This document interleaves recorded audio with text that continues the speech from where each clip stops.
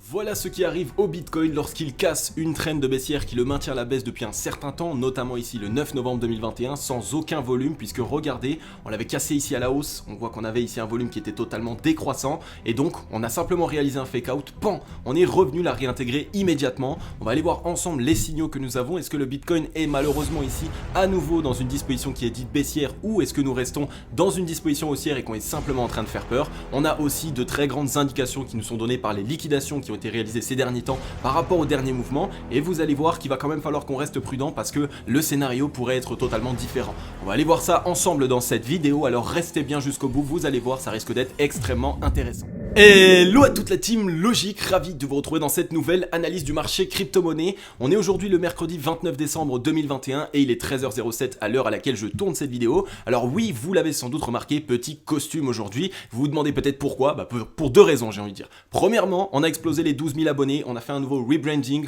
on est censé être plus professionnel et donc je trouve que ça fait plaisir toujours de pouvoir mettre un beau costume. Et deuxièmement, surtout, c'est parce qu'aujourd'hui j'ai une journée extrêmement speed et j'ai beaucoup de rendez-vous qui sont importants. Donc je me dois ici d'être présentable, j'ai envie de dire, et j'ai pas du tout eu le temps de me changer. Donc voilà, simplement je vous raconte ma vie. On va pouvoir passer maintenant enfin aux choses sérieuses. Qu'est-ce qui se passe sur le Bitcoin ainsi que sur le marché crypto-monnaie? On a ici un Bitcoin avec moins 3,27% aux 47 508 $. On s'est fait rejeter de la zone psychologique des 50 000 $. Les bears se sont présentés, les acheteurs n'étaient pas assez présents. Donc qu'est-ce qu'on fait? Eh bien on fait une nouvelle jambe baissière. De toute façon on l'attendait. Je vous rappelle que on a besoin de cette nouvelle jambe baissière pour retester la demande, pour essayer de se mettre en place dans une structure de retournement haussière et donc un double bottom. On a un Ether qui le suit de près évidemment, moins 3,73%. Attention là aussi, il a quitté la zone des 4 000 $ qu'on arrivait à tenir ces derniers temps. On est aux 3 767 $. Il commence à être impatient, les investisseurs sont impatients. Mais je vous rappelle que Ethereum a une force que la majorité des crypto-monnaies aujourd'hui n'ont pas, c'est qu'il y a encore beaucoup d'investisseurs qui ont totalement bloqué leurs Ethers et qui ne peuvent absolument pas y toucher actuellement.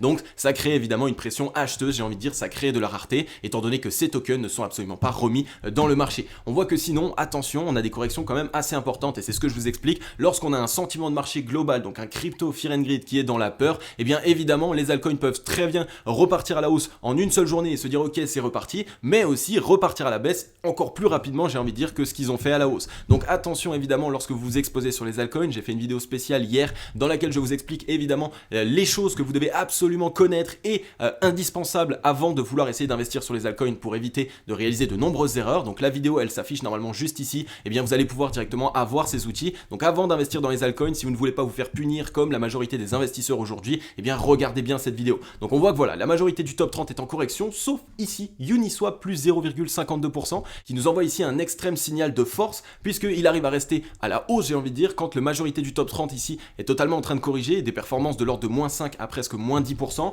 Uniswap ici qui nous montre que les acheteurs sont bien présents, donc un actif vraiment à surveiller. Premièrement, il est dans le secteur de la DeFi et vous le savez, en ce moment je vous l'explique, le secteur de la DeFi est vraiment en train de bouillonner. Et en plus de ça, deuxièmement, il nous montre de gros signes de force, donc les acheteurs sont bien présents. Donc Uniswap à surveiller un maximum. Maintenant, on va aller voir ensemble les liquidations sur le Bitcoin. À où est-ce qu'on en est? Je vous ai dit en introduction de vidéo qu'on a eu des indications qui ont été assez spéciales sur les liquidations du Bitcoin et c'est exactement ce qu'on va voir tout de suite. Ok la team logique, on est ici sur les liquidations du Bitcoin et vous le savez, j'aime bien les mettre en avant lorsqu'on réalise des mouvements forts sur le Bitcoin. Ça nous permet de savoir est-ce qu'on est allé liquider des positions longues, donc est-ce qu'on est allé taper sur le doigt des acheteurs ou est-ce qu'inversement on est plus en train de liquider des positions short et donc on tape sur le doigt des vendeurs. Et donc généralement de cette manière ça peut nous dire dans quelle direction souhaite partir le marché. Et comme je vous le rappelle, on était ici allé liquider le 23 décembre 2021 117 millions de dollars de positions short et donc on était allé s'attaquer aux positions short, ce qui veut dire qu'on a réalisé un mouvement haussier assez important et de cette manière on s'est dit ok c'est le moment, on risque d'aller liquider les shorts, on risque ici de réaliser un espèce de short squeeze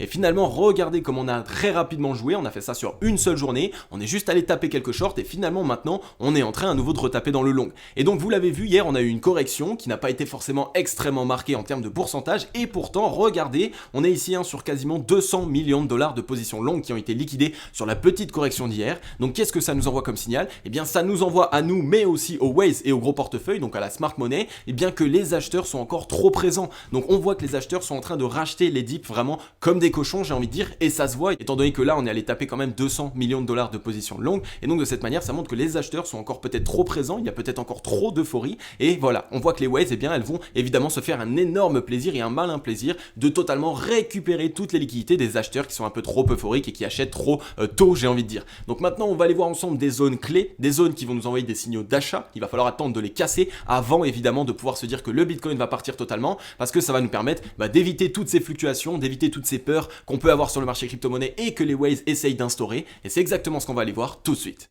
Ok la team logique, nous voilà ici sur le Scalpex Index, un crypto fear and greed comme je vous l'avais expliqué hier, qui avait 24 heures de retard et donc qui aujourd'hui est de nouveau dans la peur 27. Attention, on n'a même pas encore retranscrit la correction que nous sommes en train de vivre aujourd'hui, donc on a peut-être des chances de retourner une fois de plus dans l'extrême peur et c'est un signal qui est super bullish sur le Bitcoin, vous le savez, parce que premièrement, ça va nous offrir de très bonnes opportunités parce qu'un crypto fear and greed dans l'extrême peur, eh bien c'est des altcoins ainsi qu'un Bitcoin qui ont bien corrigé et qui ont fait peur au marché, donc ça nous offre de belles opportunités. Et deuxièmement, en plus de ça, eh bien quand on arrive dans l'extrême peur, on a de très grandes chances de réaliser un bottom et de se relancer lorsqu'on n'est pas en bear market. Donc à surveiller maintenant ce qu'il se passe, mais pour l'instant on a toujours des signaux qui sont assez bulles, vous allez le voir. Un social index sur neutre, un market order flow en recherche de vente cet après-midi. Comme vous le voyez, pour l'instant, on a un mouvement qui est initié directement par le gros argent, puisqu'on voit que la correction qui est en train d'être réalisée actuellement, elle est totalement poussée par la smart money. On voit que les acheteurs n'arrivent à rien faire quasiment. On n'a pas de mèches ici qui sont totalement rachetées à un moment donné que les acheteurs ont repris la main. Non, c'est vraiment les vendeurs qui ont pris la main. On attendait du volume. Pour l'instant, le volume, il est en train de se prendre par les bears. Et donc, voilà, tant que les bears ici prennent la main, eh bien, évidemment, ils vont pouvoir essayer de nous causer du tort, j'ai envie de dire.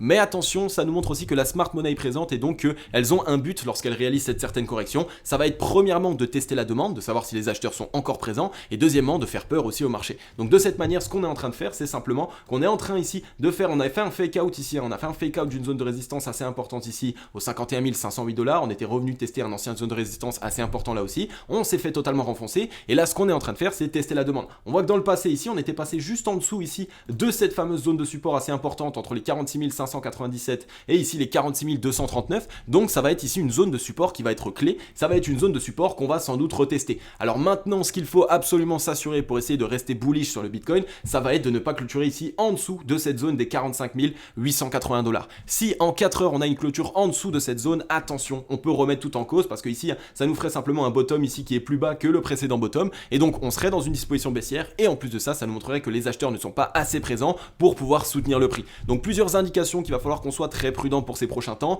Pour ma part, vous le savez, je reste encore bullish parce que on a de très très bonnes indications sur le graphique en daily et notamment nos indicateurs qui nous montrent que les acheteurs sont bien plus présents que ce que le cours ne retranscrit et vous le savez, c'est exactement ce qu'on va aller voir tout de suite. Ok la team logique, on est ici sur les choses sérieuses, j'ai envie de dire, on est sur le Bitcoin en daily. On va aller voir maintenant avec les indicateurs que nous avons, le graphique en daily, que s'est-il passé? On voit que de toute façon on est en train de créer de la peur, on voit que le marché crypto-monnaie est dans la peur, de moins en moins de personnes même s'intéressent au marché crypto-monnaie, on le voit avec Google Trends, notamment le mot Bitcoin, le mot altcoin, le mot crypto-monnaie sont des mots de recherche sur Google qui sont en train de totalement chuter, donc ça envoie déjà un signal pour nous dire que actuellement les retails ne sont plus forcément présents, et ça c'est déjà un bon signal puisque ça peut nous dire que ok, on peut sans doute être mûr pour essayer de se relancer prochainement. On est sans doute ici sur le dernier mouvement de peur, mais pour pouvoir s'en assurer évidemment que ça soit juste le dernier mouvement de peur et que par la suite on se relance bien à la hausse, il va falloir qu'on clôture ici au-dessus absolument des 46 173 $ en clôture daily. Si on clôture en dessous, alors là attention, ça pourrait changer la donne, vous le savez, ça pourrait aussi être une frayeur, on fait comme si on le faisait et finalement on repart en V-bottom,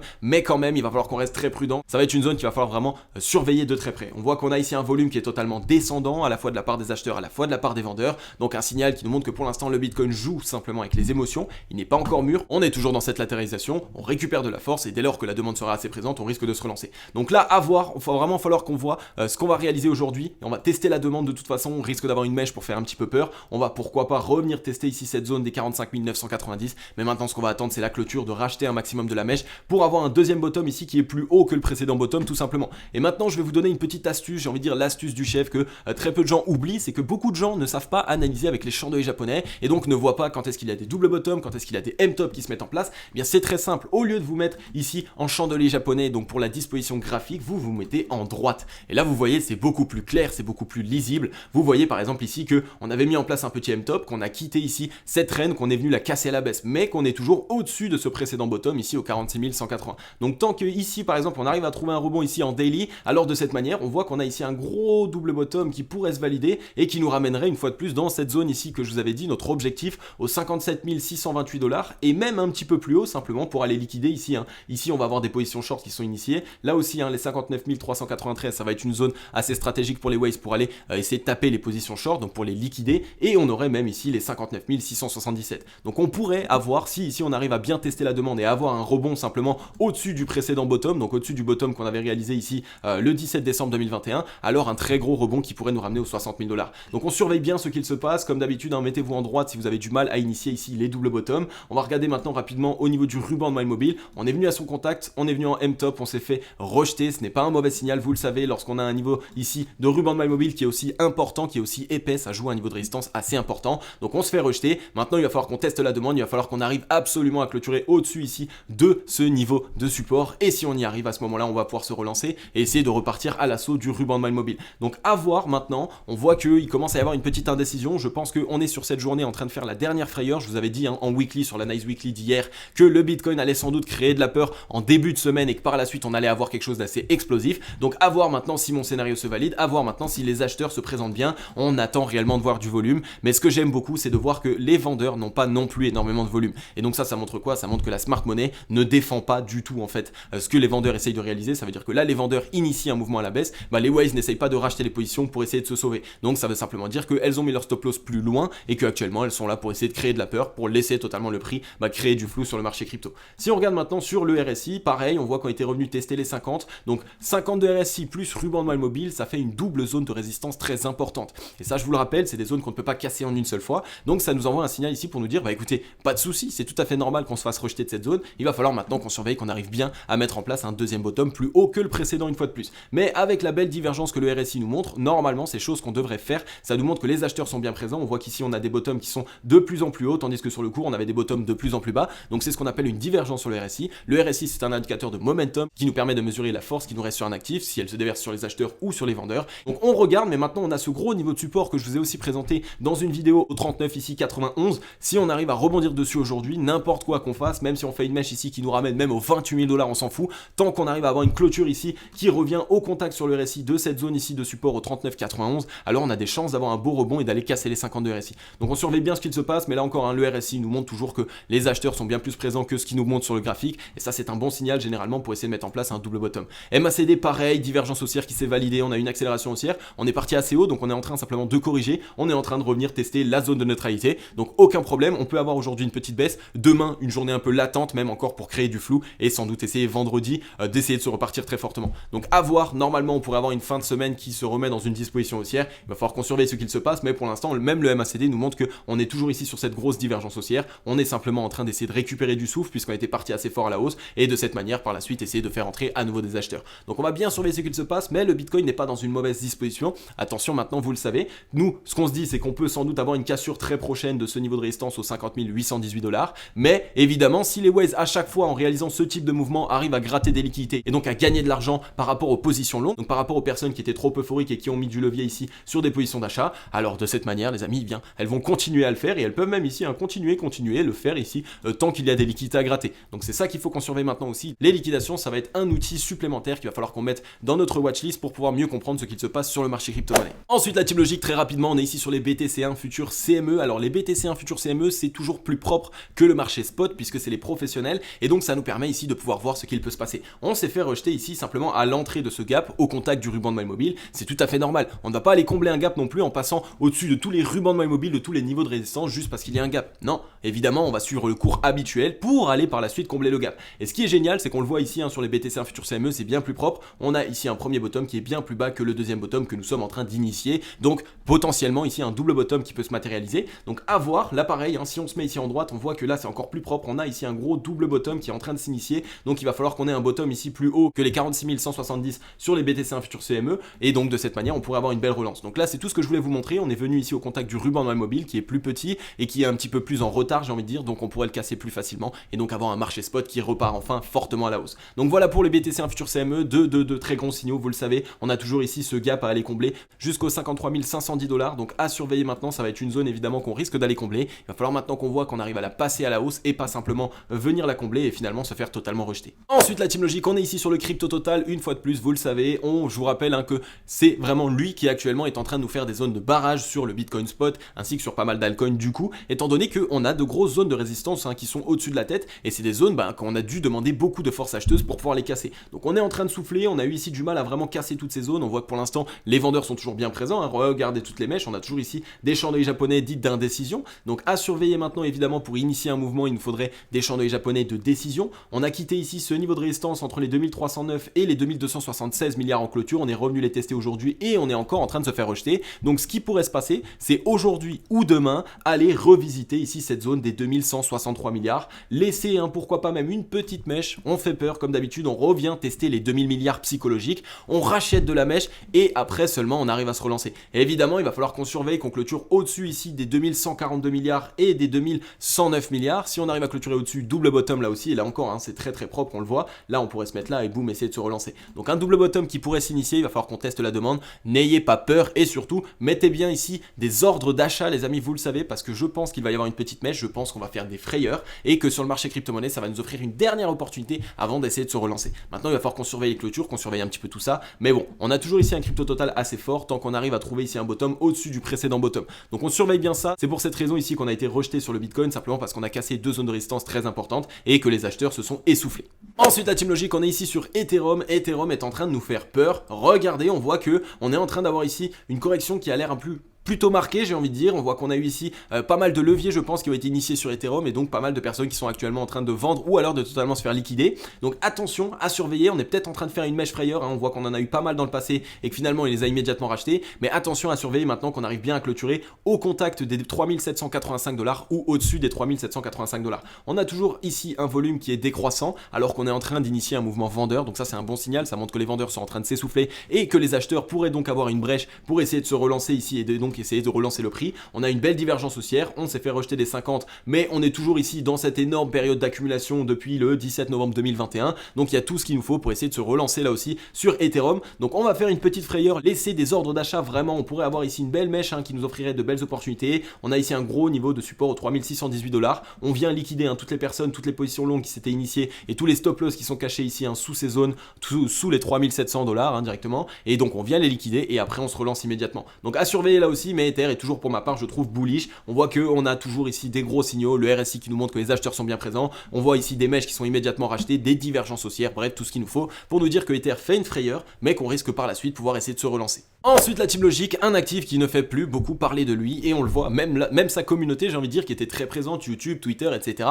Malheureusement maintenant ne font plus grand chose et c'est exactement le type d'actif que j'aime vous mettre en avant et que j'aime moi-même analyser de mon côté, simplement parce que ce type d'actifs c'est généralement ceux qui sont en train d'être accumulés par la smart money. Parce que quand les gens le délaissent, quand les gens étaient habituellement tout le temps dessus, qui étaient on fire autour et qu'à un moment donné ils le délaissent parce qu'il a eu une certaine correction et qu'on l'a totalement laissé de côté, alors à ce moment-là on a généralement de grosses zones d'accumulation qui sont en train de se mettre en place. On voit que là il est propre, il est en train de retester ici cette zone des 1,38 jusqu'au 1,36 $, une zone de support qui était simplement la ligne de coup pour valider le double bottom sur lequel nous étions, donc c'est un très bon signal et en plus de ça, ça nous permet ici de mettre en place un plus gros double bottom. Donc belle structure qui pourrait nous ramener ici au 1,732 voire jusqu'au 1,781. Donc à surveiller, on voit que les acheteurs sont plus présents que les vendeurs pour l'instant, donc on est vraiment sur de bons signaux. Divergence haussière sur divergence haussière, on était en train de consolider sous les 52 RSI et là depuis le 9 septembre 2021, donc vraiment on a eu le temps largement de récupérer de la force. On est passé une première fois au-dessus des 50, je vous rappelle que les 52 RSI lorsqu'on est en tendance baissière, c'était pas forcément dit une zone de neutralité, généralement c'est dit la zone de surachat.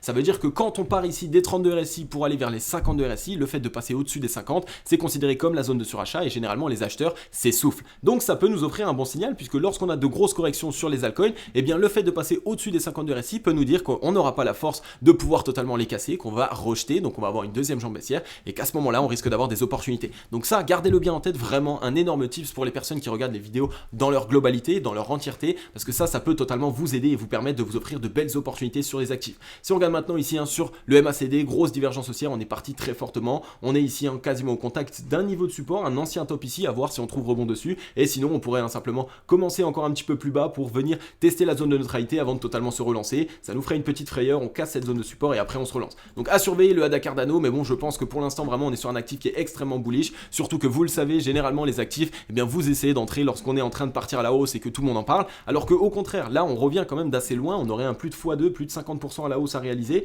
donc ça pourrait vraiment nous permettre ici d'avoir un très très beau mouvement. On est revenu tester ici une ancienne zone au 23 février 2021, donc on a vraiment une très belle opportunité sur cet actif. Donc à voir maintenant, il faut vraiment qu'on surveille ce qu'il se passe, mais là pareil, un actif à mettre dans votre watchlist. Ensuite la team logique, on est ici sur le The Chain dans la même disposition que le ADA Cardano, on voit que là même ça pourrait être encore plus propre, hein. Là on va venir faire une petite frayeur et boum, essayer de mettre en place le double bottom. Si on casse la ligne de Doku ici au 0,09 centimes, on voit que waouh, regardez la taille ici de ce double bottom, le The Chain qui en a pâti à cause du Bitcoin, à cause de l'infrastructure, tout ce qui est autour du marché crypto-monnaie, mais qui est toujours ici très très bull et qui a toujours un fondamental qui est extrêmement important. Et donc on voit que ça pourrait nous ramener ici directement au 0,17 $, donc un plus de x2 là quasiment aussi. On a un volume qui est totalement décroissant alors qu'on initie un mouvement baissier, donc ça montre que les vendeurs ne sont plus extrêmement présents et donc que les acheteurs une fois de plus peuvent essayer de reprendre la main. On va voir maintenant sur le RSI, pareil, je vous le rappelle, on revient des 30 de RSI, on vient tester les 50, donc zone de surachat, on n'arrive pas à passer au-dessus, on se fait rejeter, on revient tester la demande et si on arrive à trouver un bottom au-dessus ici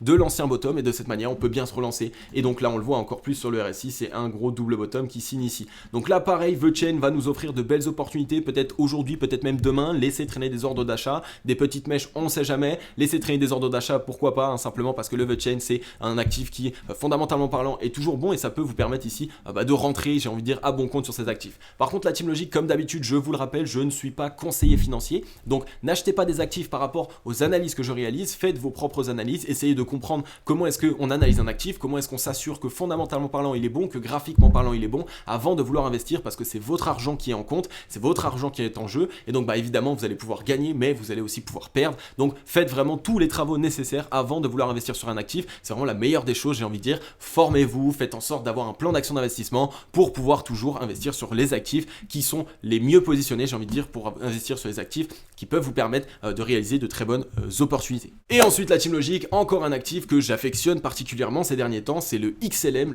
qui ne nous montre plus vraiment de quoi il est capable et pourtant fondamentalement parlant il continue de se développer comme il l'a toujours fait et il a toujours ici un but qui est vraiment assez important. Donc il est en train de retester ici cette ancienne zone de range, donc la borne basse au 0,26 centimes de dollar, donc on voit qu'il est dans cette énorme range, donc on était venu tester la borne basse, boum boum, on voit qu'on l'a cassé à la hausse, on est revenu tester en tant que support les 0,26, donc la borne basse du range, et si on arrive à trouver un rebond ici, pareil, on teste la demande, et si on arrive à trouver un rebond et qu'on casse les 0,30 centimes, donc la ligne de coup du double bottom, et bien on le relance directement le XLM, double bottom, on revient ici chercher les 0,40, et là normalement au vu de l'accumulation dans laquelle nous sommes, on risque d'avoir enfin une certaine cassure. Je vous rappelle que le XLM est rentré dans ce range ici depuis le 9 janvier 2021, on est venu faire plusieurs fake out, finalement on a réintégré ce range, donc là encore un actif, le XLM qui pourrait nous permettre de nous relancer très fortement, un actif qui ne fait plus énormément parler de lui, donc typiquement le genre d'actifs qui ont eu une dose d'accumulation et qui sont totalement dopés à la testostérone et qui là vraiment sont prêts à nous montrer de quoi ils sont capables. Volume totalement décroissant alors qu'on est en train de réaliser une correction, là pareil je vais pas me répéter, vous l'avez compris, c'est ce qui nous offre de belles opportunités.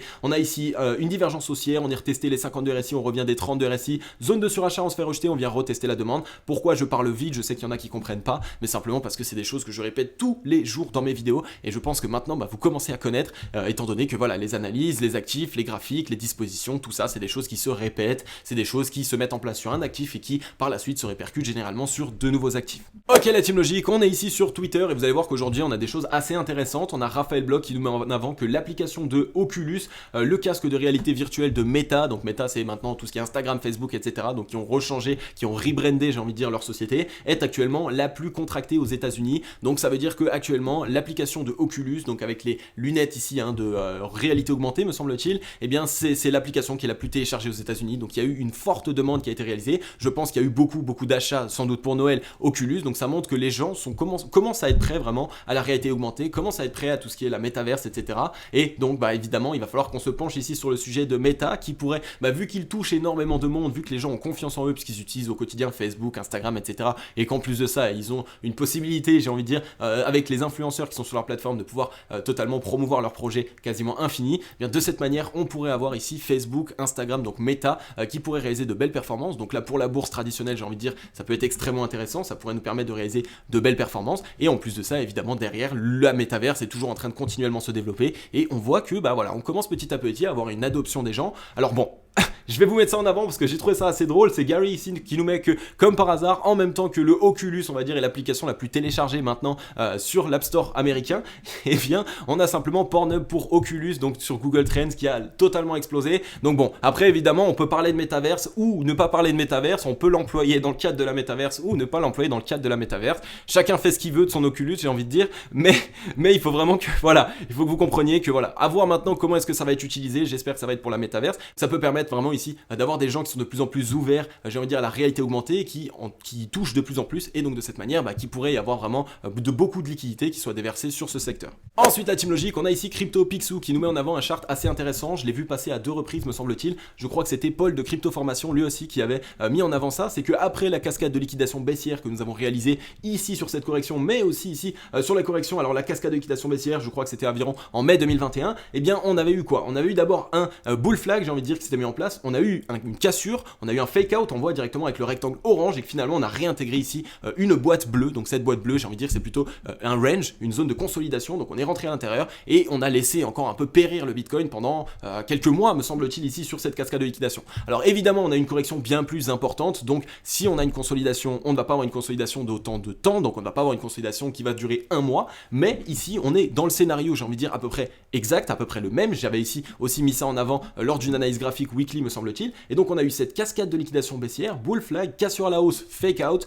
on réintègre et on arrive à nouveau dans cette zone qui pourrait être une zone de range, une zone d'accumulation. Donc à voir maintenant, est-ce qu'on va faire comme dans le passé, revenir totalement en clôture, tester les anciennes mèches qui ici nous ramèneraient quand même sur le Bitcoin aux 42 000 $, donc ça serait une zone vraiment très basse, ça offrirait énormément d'opportunités, mais en même temps ça dégoûterait beaucoup d'investisseurs. Alors est-ce que maintenant, après avoir connu ça en mai 2021, c'est ce qu'on va à nouveau connaître? Eh bien c'est vraiment sur ça qu'il va falloir qu'on se base, il va falloir qu'on soit très curieux et qu'on essaye d'observer ce qui se passe ces prochains temps. Il va nous falloir de toute façon une réaction assez rapide si on veut que les acheteurs se présentent, parce que sinon malheureusement on pourrait avoir du coup ce scénario qui se met en place et donc une consolidation bien plus longue, même un début de 2021 qui va être encore nul et ennuyeux sur le marché crypto, tout le monde a peur, et après ça peut-être deuxième trimestre 2022, excusez-moi, je crois que j'ai dit 2021 tout à l'heure, deuxième trimestre 2022, seulement avoir une certaine relance haussière. Donc il va falloir qu'on surveille bien ce qu'il se passe, mais c'est un scénario qui est envisageable, j'ai envie de dire, et qu'il faut toujours rester prudent, il faut avoir tous les scénarios en tête. Comme d'habitude, de toute façon, les hodlers, les personnes qui resteront là sur le long terme seront toujours récompensées.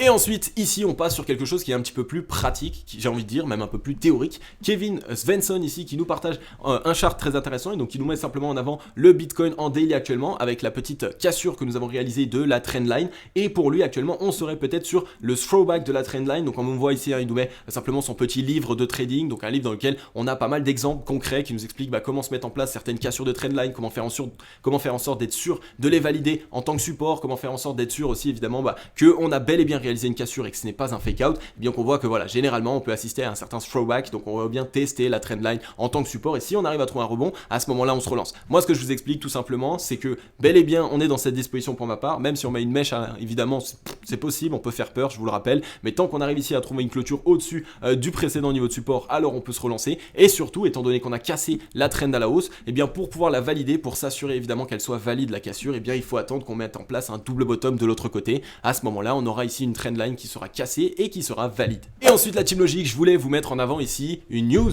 de cryptos. Une fois de plus, on est du côté du secteur des NFT qui fait énormément parler de ces derniers temps. Je me suis livré il y a pas longtemps à mes contacts privilégiés, donc à toutes les personnes qui ont rejoint ma newsletter ou alors à tous mes élèves aussi de mes programmes de formation sur mesure. Je leur ai dit que il est vrai que je ne m'étais pas encore réellement intéressé aux NFT de réellement concrètement il y a de ça quelques mois, tout simplement parce que pour ma part je pensais qu'il y avait bien plus d'opportunités sur les altcoins, donc j'avais les yeux rivés sur les altcoins. Je n'ai pas voulu commencer à entrer en profondeur dans les NFT, essayer de comprendre, donc je ne détenais pas de NFT, je n'avais même pas de NFT dans mon portefeuille pour vous dire, j'avais que des altcoins, et ça a été une erreur, que j'ai réalisée. On réalise tous des erreurs, malheureusement j'avais des œillères, et donc pour cette raison les amis, je veux vous mettre en avant mes erreurs pour que vous ne fassiez pas les mêmes. Donc il faut vraiment qu'on enlève ces œillères et qu'il ne faut pas qu'on regarde que le marché crypto-monnaie, que les altcoins, tout ce qui se branche autour, tout ce qui peut nous permettre ici aussi d'avoir une certaine valeur spéculative, eh bien il faut aussi essayer de se tourner. Donc les NFT, Petit chiffre que je vais vous mettre en avant ici, le volume a explosé de 42 998% en seulement un an. Donc sur les NFT, c'est assez fou, c'est assez mirobolant. Donc on voit qu'on est en train de totalement se développer. On voit qu'il y a vraiment une demande qui est constante et qui est de plus en plus importante surtout. Et ce qui est surtout à garder en tête, c'est que les NFT, c'est un secteur qui techniquement n'a pas fait parler de lui il y a de ça très longtemps. C'est vraiment quelque chose qui est assez nouveau. Et donc on a encore une grande possibilité de développement. Donc on voit certains NFT qui s'échangent à des valeurs qui sont assez astronomiques, plusieurs millions de dollars, même plusieurs centaines de millions de dollars, me semble-t-il. Et pourtant, on n'est pas encore ici avec la plus grande adoption qui a été réalisée. Donc la demande la plus importante qui va pouvoir être sur les NFT n'est même pas encore présente. On est peut-être qu'à un tiers, peut-être même qu'à un quart. C'est encore quelque chose qui est tout nouveau. Donc il va vraiment falloir qu'on surveille ce secteur. Je pense qu'il n'a pas fini de faire parler de lui. Et surtout, c'est un secteur qui permet à toutes les sociétés, à toutes les startups, à toutes les personnes qui bossent dessus, de pouvoir totalement ouvrir leur esprit parce qu'avec les NFT, avec la blockchain, avec tout ce qui tourne autour de la technologie, il y a des possibilités qui sont infinies. J'ai la tête dans des projets qui sont juste monstrueux ces derniers temps. Je vous en partage énormément dans les pépites fondamentales. Comme d'habitude, n'hésitez pas à aller voir. C'est vraiment ici cette émission que je réalise le dimanche dans laquelle je vous mets en avant un projet fondamentalement parlant qui est très très bon et je vous le décortique totalement. Je vous explique comment il fonctionne. Et en ce moment, il y a beaucoup de projets qui sont autour des NFT parce que simplement, je pense réellement que c'est des opportunités qui sont juste incroyables. Ce n'est qu'une surprise pour personne. Les tokens non fongibles, donc NFT, sont le domaine des crypto-monnaies qui a le plus évolué en 2021. Un nouveau rapport de The Block chiffre cependant cette progression. Le volume a augmenté, comme je vous l'ai dit, de 42 988% depuis l'année dernière. Et ça, c'est monstrueux. Donc pour vous dire quoi? Pour vous dire simplement que apprenez de mes erreurs, et c'est pour ça que je vais vous les mettre en avant. Je suis quelqu'un de très humble, j'ai pas mal d'humilité, j'ai envie de dire, et quand je fais des erreurs, j'aime bien les mettre en avant parce que je sais à quel point ça peut totalement vous aider. Et mon but, c'est que vous ne fassiez pas les mêmes erreurs que moi. Donc voilà, en tout cas les amis, surveillez bien les NFT. Il y a de grosses possibilités à faire là-bas. Il y a de grosses opportunités aussi. Il y a vraiment la possibilité de faire pas mal de choses. Comme d'habitude, rappelez-vous d'une chose avant d'investir dans NFT, c'est essayer de comprendre la loi de l'offre et de la demande et vous saurez sur quel NFT investir et donc quel NFT pourrait avoir de la rareté, qui pourrait prendre de la valeur.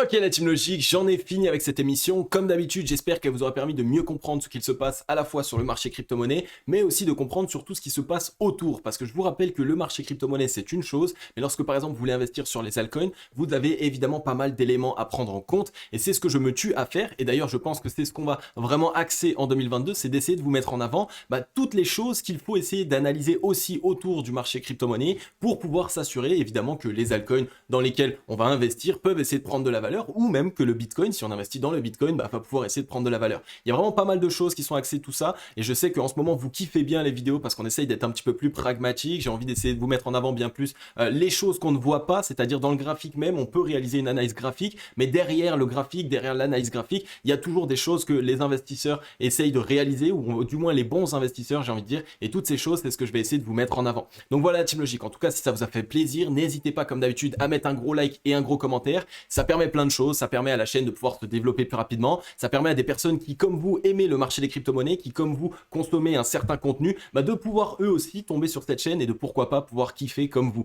Et donc ça fait toujours plaisir et c'est ça que j'aime énormément mettre en avant, c'est que là on est déjà une très très belle communauté, on est 12 000 membres et ça fait juste super plaisir. N'oubliez pas vraiment pour tous les nouveaux membres, et d'ailleurs on est vraiment de plus en plus à rejoindre au quotidien tous les jours, n'oubliez pas de passer par les commentaires, ça fait super plaisir, j'essaye de répondre à tout le monde, de toute façon je lis tous vos commentaires et je vois vos pseudos et vous le savez évidemment, et en 2022 je vais accentuer encore plus la barre là-dessus, c'est que les personnes qui commentent très souvent, les personnes que je vois énormément, je vais vous faire des cadeaux. J'ai déjà commencé, j'ai souhaité certains joyeux Noël à des membres et à des abonnés qui sont fidèles, qui sont là depuis très longtemps. J'ai aussi donné évidemment des accès à des formations, à mes programmes de formation sur mesure à des personnes qui commentaient souvent. Bref, c'est que le début. En 2022, il va y avoir encore plus de cadeaux, donc votre but c'est juste de montrer votre présence. Envoyez-moi des messages sur Insta, envoyez-moi un petit commentaire, mettez-moi des likes partout, bref, je vais vous voir et à ce moment-là les amis, vous allez voir que vous allez pouvoir être totalement récompensé.